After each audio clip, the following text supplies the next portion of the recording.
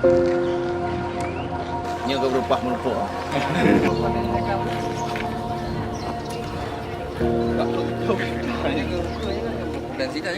Siang ini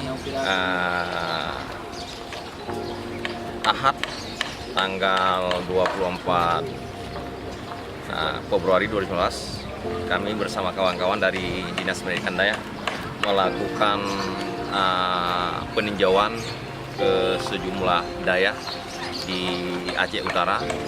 Kami mencoba melihat perkembangan sarana prasarana yang difasilitasi oleh pemerintah Aceh,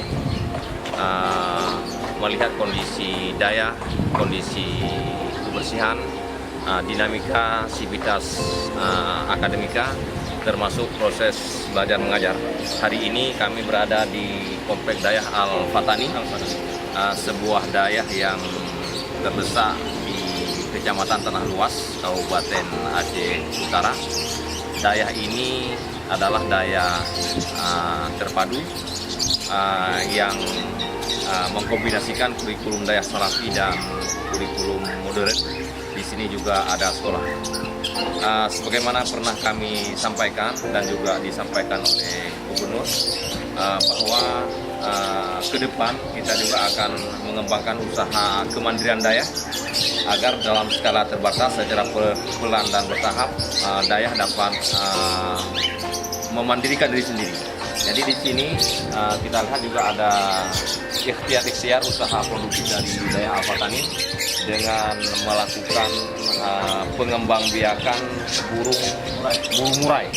Kabarnya burung murai ini ketika dia berusia tertentu ini laku di pasaran dengan harga yang menggembirakan.